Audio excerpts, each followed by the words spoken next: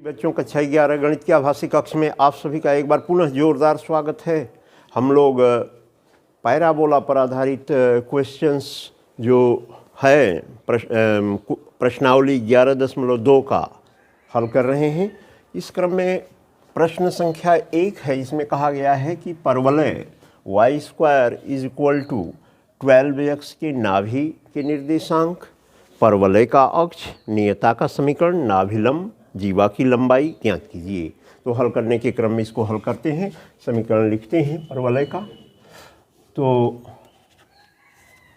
परवलय का समीकरण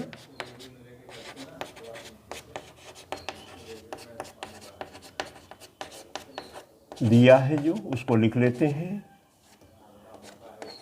12x y² = 12x। प्रमाणिक समीकरण से तुलना करने पर समीकरण y² = 4ax से तुलना करेंगे। करने पर अब इससे आप तुलना करिए तो प्यारे बच्चों 4a = 12। तो 4a = 12। तो a = 3। अब ये आ गया। ये समीकरण इस तरह का है जो x अक्ष पर बन रहा है, क्योंकि x यहाँ दिया गया है। तो यह इसकी नाभि होगी जिसका निर्देशांक ज्ञात करना है। ओरिजिन पर इसका मूल बिंदु होने की वजह से यह मूल बिंदु होने की वजह से क्या होगा, शीर्ष इसका ये हो जाएगा और पॉइंट P यहाँ पे होगा और M यहाँ पे होगा। अब आप देखिए ये निकल गया। तो इस दशा में अक्ष क्या है? अक्ष प्यारे बच्चों इसका x अक्ष है, यानी x अक्ष पर ये बन रहा है और यहाँ प्यारे बच्चों इसकी नियता होगी और जिस पर यह यम बिंदु होगा और यह आपका O है, मूल बिंदु, शीर्ष जिसे कहेंगे। अब यहाँ से अक्ष निकालेंगे। अक्ष क्या है? x। और इसका समीकरण क्या होगा? x अक्ष है तो y = 0 हो जाएगा। इसका समीकरण x अक्ष है तो y = वहाँ पर क्या होगा? 0 होगा। तो ये हो गया ये। और नाभि के निर्देशांक, नाभि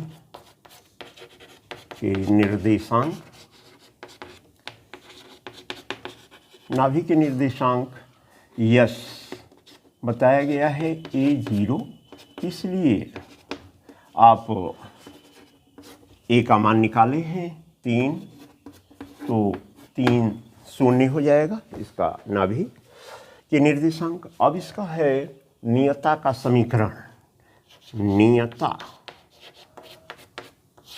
का समीकरण, नियता का समीकरण x = -a होता है। इससे आप सूत्र से निकाल लेंगे।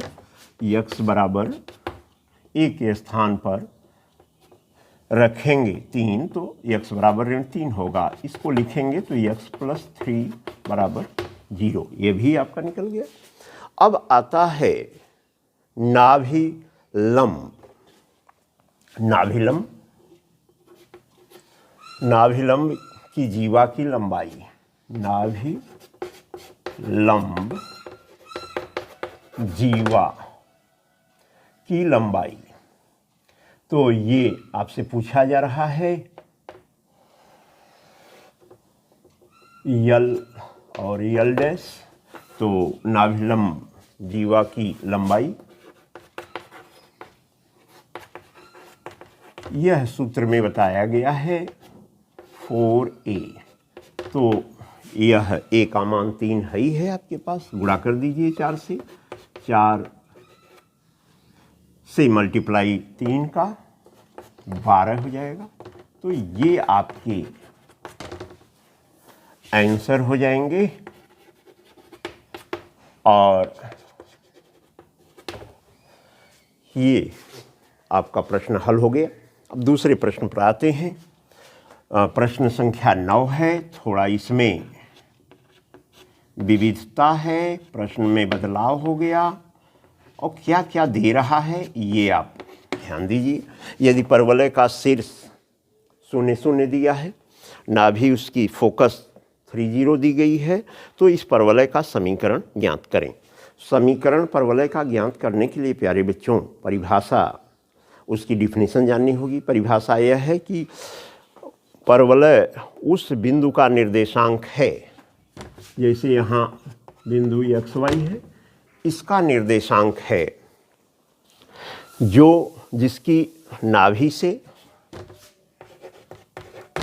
A0 से दूरी और नियता, ये जो नियता है डायरेक्ट्रिक्स है, इस पे डाले गए लंब की लंबिक दूरी आपस में बराबर होती है, यानी PS बराबर PM।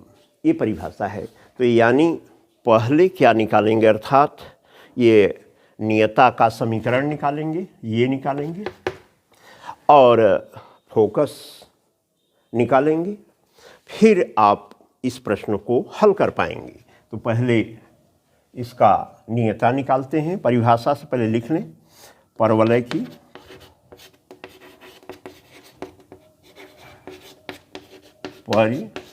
परिभाषा से आप इस तरह का अनुरेखण यानी ट्रेसिंग कर लीजिए। यहाँ नाभि है और यह बिंदु हो गया XY और यहाँ से नियता यह है और समीकरण यहाँ आपको ज्ञात करना होगा, इस पर लंब डालना होगा PM और यह इसके शीर्ष है। यहाँ प्यारे बच्चों शीर्ष भी निकालना था, तो शीर्ष भी निकाल दीजिए। इसमें शीर्ष इसके 0 0 हो जाएंगे, यह भी आप ज्ञात कर सकते हैं। अब आते हैं इस प्रश्न में। तो इसकी परिभाषा यह है कि PS P से और S की दूरी और P से नियता पर लंब PM बराबर होता है। तो पहले आप नियता निकालेंगे तब ना। नियता कैसे निकाली जाएगी? अगर यहाँ A आपका दिया है 30, देखिए प्रश्न में दिया है नाभि, फिर इसके बाद दूसरी चीज़ दिया गया है शीर्ष इसका 0 0, ये हो गया। अब बताया गया है आपको इसमें ये समीकरण 1 ले लीजिए। ये बताया गया है कि चूंकि OS बराबर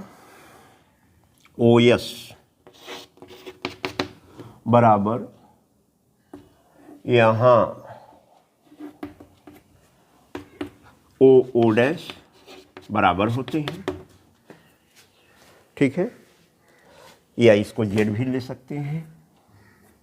तो यहाँ Z लिख दीजिए, जैसा बताया गया था उसी बिंदु को हम ले रहे हैं, OZ हो गया। तो ये बराबर होता है। तो यहाँ से यहाँ तक क्या है, ओरिजिन से ही दूरी नापी जाती है A के लिए, यानी यहाँ 3 के लिए। तो निर्देशांक ज्यामिति क्या कहती है? यही कहती है 3 मात्रक यह दूरी होगी, तो 3 यह भी होगा। तब नियता का समीकरण x बराबर, चूँकि यह दिया गया है x निर्देशांक जो हैं वो 3 दिए गए हैं, और लेकिन ओरिजिन के बाएं तरफ, मूल बिंदु के बाएं तरफ यह ऋणात्मक मान होगा, ऋण 3। तो नियता का समीकरण यह प्राप्त हो गया। तो यह आप यहाँ लिख देंगे OS बराबर 3, OZ बराबर होता है OZ के, तो 3 मात्रक ये हो गया। अब यह नियता का समीकरण, अतः नियता का समीकरण x + 3 = 0। अब आपको समीकरण 1 की जो वैल्यू है वो प्राप्त हो रही है। PS निकालेंगे। PS क्या है? P और S दो बिंदुओं के बीच की दूरी से निकालेंगे। ये सूत्र आपको ज्ञात है समीकरण 1 से। तो x - 3 का होल स्क्वायर, y - 0 का होल स्क्वायर रूट वैल्यू में, यह दो बिंदुओं के बीच की दूरी जो कक्षा 9-10 में आपने पढ़ा है उसका प्रयोग करके PS निकाल लिया गया। PM निकालिए। यहाँ से P से इस नियता पर लंब डालिए। तो इसका क्या तरीका है? x + 3 होल अपान, अब x का गुणांक यहाँ a है, यहाँ y का गुणांक क्या है? y का गुणांक 0 है, +3 लिख सकते हैं ये मल्टीप्लाई। तो 1 का वर्ग धन 0 का वर्ग, ये हो जाएगा आपका। और इस तरह से यह मान आपको प्राप्त हो रहे हैं।